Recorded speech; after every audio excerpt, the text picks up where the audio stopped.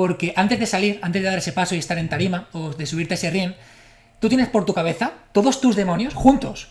Ese no va a salir, ese es más fuerte que tú, fíjate quién se ha presentado, fíjate, esta persona está más fuerte, fíjate lo otro, tal, merecerá la pena, la gente se va a reír, o sea... ¿Qué pasa, compañeros, compañeras? ¿Qué tal? Hoy te traigo un pedazo de vídeo increíble. Es un vídeo súper personal. Se trata de una entrevista que la verdad sí que te va a aportar muchísimo y espero que lo disfrutes tanto como disfruté yo haciéndolo. Así que sin más te dejo con ello, pero primero recordarte que bueno, en la descripción te he dejado un pequeño regalo.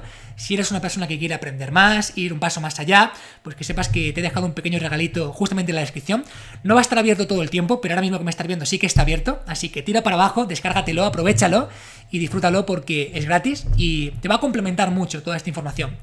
Así que nada, te mando un abrazo y empezamos con el vídeo. Me gustaría saber qué ha supuesto para ti el dedicarte al mundo del entrenamiento, más allá de lo que supone a nivel de conocimientos y de mejora física. Pues mira, es una pregunta súper interesante que de hecho no me había planteado hasta ahora, pero que realmente, pues, hostia, pensándolo tranquilamente, pues me ha aportado muchísimo, tío, me ha aportado muchísimo. Mira, lo primero, pienso que al final, esto es una cuestión del deporte en general, no solamente del trabajo de fuerza, está totalmente vinculado con tu autoestima, con tu confianza, con tu autopercepción, tu autoconcepto. O sea, al final, si tú quieres que una persona gane confianza, pues desde luego trabajar la fuerza, entrenar en general, es algo que va a ayudarte muchísimo, eso sin ninguna duda. A mí, por ejemplo, la fuerza, aparte de esta cuestión, me ayudó muchísimo, por ejemplo, a ser una persona muy focalizada, muy concentrada, una persona, pues como un rayo láser en realidad. ¿Por qué? Porque todos sabemos que tienes dos formas de trabajar la fuerza. La primera es, bueno, me vengo aquí a ver qué pasa.com, a ver qué ocurre, y la segunda es entrenar de verdad. ¿Y qué es lo que pasa? Que cuando tienes un objetivo competitivo, cuando tienes un objetivo de realmente mejorar y hacerte mejor, te das cuenta de lo importante que es concentrarte, te das cuenta de lo importante que es focalizarte, te das cuenta de cómo un levantamiento puede fallar por cosas tan tontas como por no estar concentrado o prestar atención en un entrenamiento. Entonces, llega un punto en el que, a lo mejor tú estás de acuerdo conmigo, el trabajo de fuerza llega a ser incluso como una especie de meditación, porque entras tanto en una burbuja, entras tanto en una introspección, entras tanto en ese sentimiento de levantarlo, que es que a veces te ponen los pelos de punta y dices, Dios, ahora es el momento de levantar. Y eso es algo que muy poquitas cosas te pueden dar. Sí, bueno, la meditación, algunas artes creativas, cuando entras en ese estado de flow, pero personas que a lo mejor no somos tan creativas, que venimos más del mundo, pues, del deporte o lo que sea, esa sensación de flow es espectacular. Y es algo que la fuerza, por ejemplo, te da. Otra cosa, por ejemplo, que a mí me ha dado la fuerza, y trabajar la fuerza, que también me dieron los deportes de contacto, es, primero, la aceptación. Es decir, aceptar en el punto en el que estás, agradecer en el punto en el que estás, pero no conformarte. Es decir, aceptar el punto en el que te encuentras, pero tener una ambición de seguir progresando. Y además de entender la lucha contra tu ego. Entender la lucha contra tu ego. ¿Por qué? Porque al final, cuando trabajas la fuerza, es como que de repente dejas de competir con los demás. Llega un punto en el que dejas de competir, de compararte, y llega un punto en el que es contra ti mismo. Y llega un punto en el que vas a salir a hacer ese levantamiento y estás tú solo en esa cueva. No hay nadie más mirando, no hay nadie más con quien compararte en ese levantamiento. Y entonces te das cuenta de que realmente, pues de que es contra ti, de que es una cuestión de progresar, de que no hay ninguna comparación, de que no hay nada más allá de que ese progreso. Y eso es espectacular. Porque normalmente, por lo menos las personas que somos muy competitivas, nos pasa lo contrario al principio. Es como que todo es la competición, todo es ganar, todo es ser mejor, y terminas ya prácticamente entrenando, compitiendo, más por los demás que por ti. Entonces, reconectar con esa parte de, oye, estás aquí para progresar contigo mismo, para hacerte mejor, es algo que me dio mucho también el trabajo de fuerza y que me gusta mucho. Y determinación. Sobre todo cuando pierdes esa conciencia es cuando lo consigues. Si lo intentas materializar en pensamientos, lo pierdes. Si intentas cogerlo, lo pierdes. Y para mí es un factor clave que he conseguido gracias al entrenamiento. Totalmente de acuerdo, y te diría que es un factor clave para la vida y para progresar de verdad. Mira, yo, siendo sincero contigo, yo consigo este flow de varias formas. Lo primero, lo consigo meditando. Lo segundo, lo consigo leyendo. Lo tercero, igual que tú, compitiendo. Recuerdo cuando competí en deportes de contacto, era justamente esa sensación de presente absoluto, esa sensación de que tu corteza prefrontal deja de estar en esa cognición, en esa ejecución, sino que simplemente lo que has aprendido sale. Y lo consigo también en el escenario. Lo consigo también, por ejemplo, cuando estoy en una formación, cuando estoy... Eso es un punto de rendición donde estás fluyendo, dejas de pensar qué es lo siguiente que vas a decir, dices, Y llega un punto después en el que dices, ¿de qué he hablado hoy? ¿Qué es lo que he contado? O sea, a lo mejor la he liado un poco, a lo mejor, no, claro, vas sin filtros. Entonces, ese punto, justamente ese punto de flow, que yo pienso que es algo que todos tenemos que buscar, porque es súper importante, es lo que realmente va a hacer que seas bueno en algo, es lo que realmente va a hacer que pierdas la noción del tiempo. Es al final, está vinculado con la creatividad, es decir, está vinculado con un punto súper creativo. Porque normalmente no nos permitimos ser creativos y es al contrario, nos permitimos ser rígidos, perfeccionistas, pensando la siguiente palabra, pensando en... Pero cuando fluyes de esa forma es pura creatividad, es lo que tienes dentro, lo tienes que sacar y ya está. Y efectivamente, pues te pasa con la competición, al igual que a mí, o cuando hacemos una formación o lo que sea, y es espectacular. Y el encontrar ese estado de flow, yo se lo decía a Marcos, el director de AudioFit, el último día, bajé a Madrid en coche a hacer un lanzamiento, a conectar desde allí, porque aquí tengo menos cobertura y menos red y demás. Y iba en el coche, iba con música puesta, y digo, tío, parece que voy a competir. Estoy metiéndome en el momento, o sea, realmente me iba a exponer, pues bueno, a un conjunto de personas, a explicarles, a darles una charla, y fue un momento igual de flow que dije, yo ahí aprendí que no solo lo encuentro en la competición, tú ya me has dicho que lo encuentras en más sitios, entonces cada vez lo voy buscando más, en la naturaleza aquí en Navarra lo encuentro mucho más a menudo. Totalmente de acuerdo. Y para mí es clave, es vital. Hay que saber identificar dónde encontrarlo, que a veces parece fácil pero es bastante complicado, y es complicado porque no nos dejamos hacerlo. Porque has comentado, por ejemplo, la naturaleza. Hay mucha gente también que encuentra ese flow en la naturaleza, evidentemente, pero tenemos un montón de creencias preconcebidas de qué es estar en la naturaleza. Es ser vago, hay que trabajar duro, no desconectar, vas a darte paseos... Entonces, claro, si ya de primeras asocias a que darte un paseo por la naturaleza es a ser un vago, trabajar menos, pues evidentemente no vas a encontrar tu estado de flow ahí. O otras muchas cosas. O si asocias, por ejemplo, a la competición a un estado de agresividad, a un estado de ansiedad o de estrés, pues tampoco. O si asocias una formación a un estado de donde la gente te va a juzgar, donde la gente va a estar criticándote, pues tampoco, es imposible. Pero todo esto al final, llegas a ese punto de flow por una cuestión que hemos tocado al principio y que además se ha estudiado, y es la autoconfianza. Es decir, llegas a ese estado de flow cuando confías lo suficientemente en ti como para dejar de pensar y fluir. Llegas a ese estado de flow cuando confías lo suficientemente en ti como para que cuando estás con ese rival, en judo, en deportes de contacto o levantando en press de banca, tú ya tienes plena confianza en tus capacidades, sabes que va a ir bien y por lo tanto desconectas esa parte y lo disfrutas y te relajas en ese sentido. Por lo tanto, claro, es normal también que cueste mucho llegar a ese estado de flow porque hay que tener algo que poca gente tiene, que es una suficiente autonomía, autoconcepto, autoconfianza, autocontrol, en fin, lo que tiene que ver con la autoestima en general, esas 5 patas de la autoestima. Entonces, claro, es normal.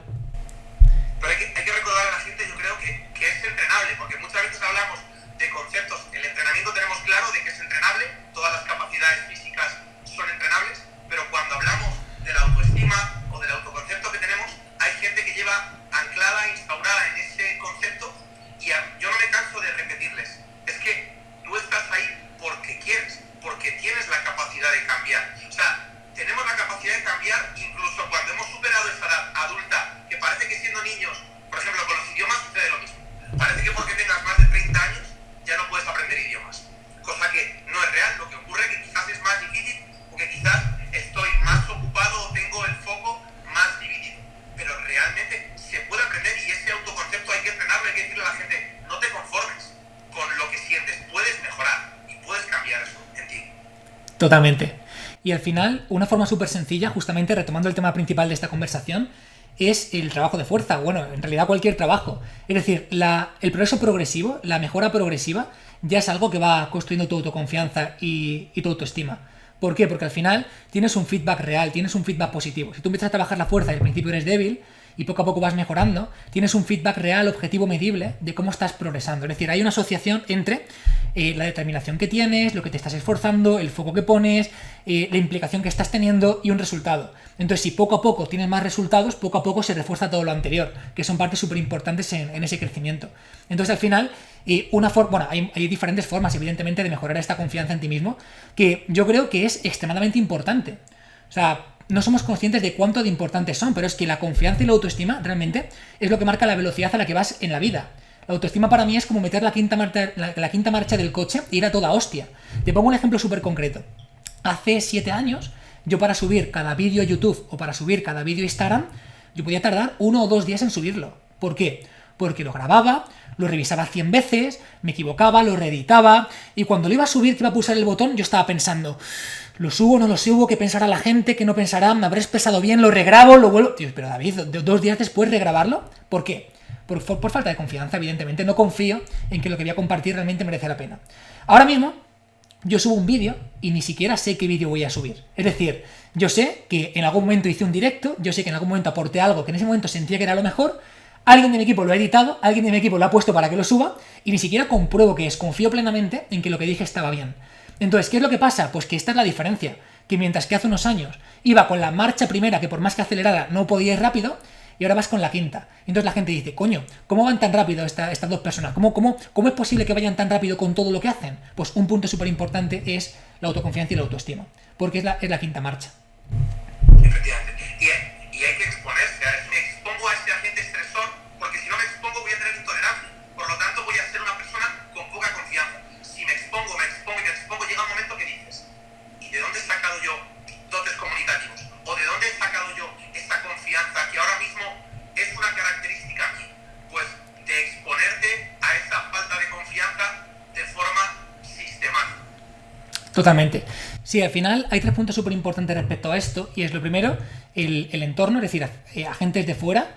O sea, no es lo mismo, por ejemplo, que tú consigas algo, te vengas abajo o te vengas arriba y tengas un entorno que te diga, hostia, tío, de puta madre, muy bien hecho, o venga, no pasa nada, sigue con ello. O sea, ese feedback por parte de personas externas afecta muchísimo. No es lo mismo, por ejemplo, que cuando tú vas a competir en un deporte de contacto, tus padres te digan, pero tío, otra vez, pero si es que joder, que vas a ganar con eso, pero si es que te vas a hacer daño, pero si es que de verdad, ¿qué necesidad tienes? Eso al final es una parte externa que te revienta por dentro. O sea, porque tú vas con tu ilusión, tú vas con esa emoción, y recibir eso, normalmente de un entorno cercano, una persona que tienes como autoridad o que aprecias, es como ¡pum!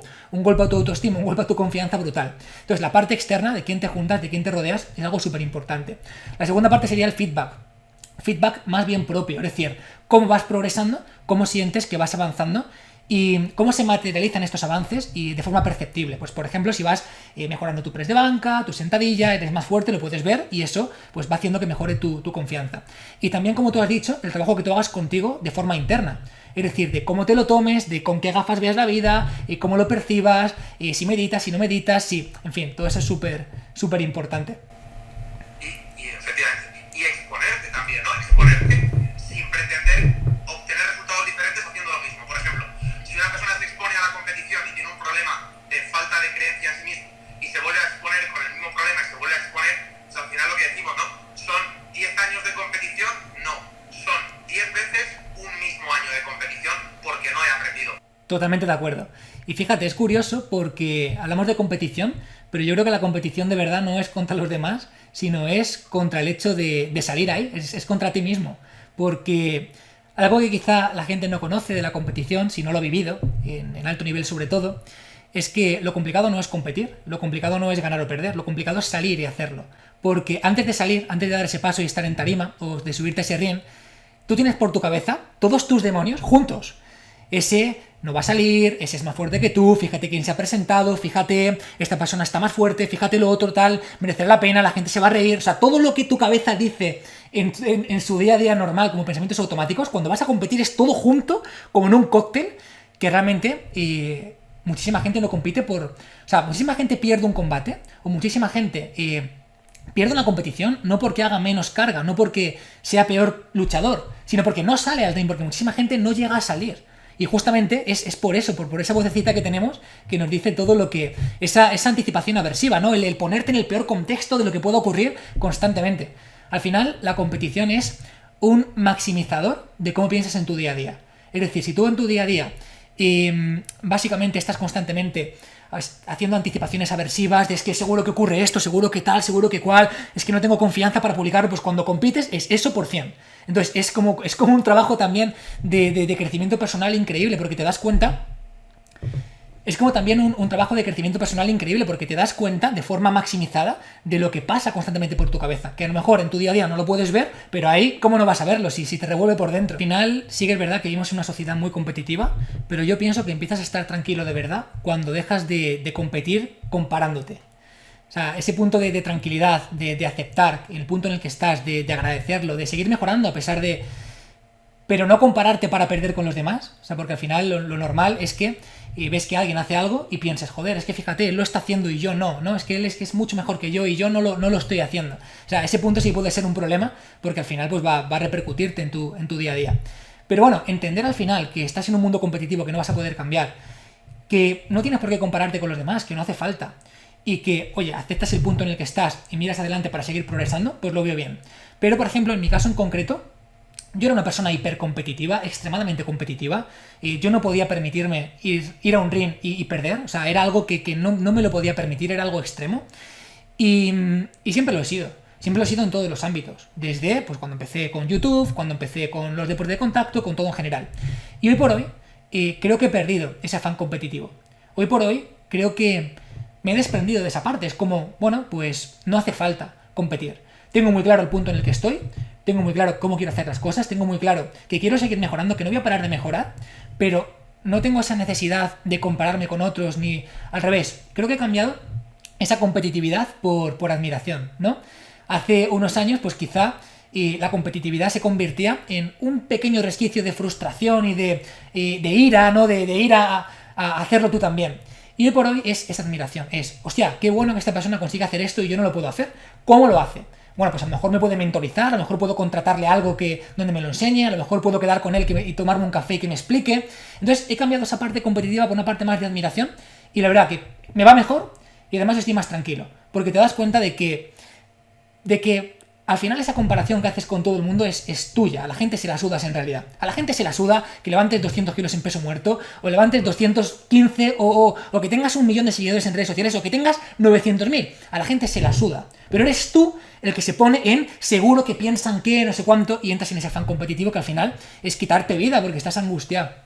Entonces, bueno, pues esa es la conclusión que saco en este proceso. Muchísimas gracias, tío. Lo que hacemos lo hacemos de corazón como tú y de verdad que agradezco muchísimo el tiempo y sobre todo la calidad y la cercanía de ese tiempo, David. Es un placer y muchísimas gracias por todo, compañero. Josué, un abrazo muy grande y gracias a todos los compañeros que nos han visto hasta ahora. ¡Un abrazo! Hasta pronto, chao. Hasta luego.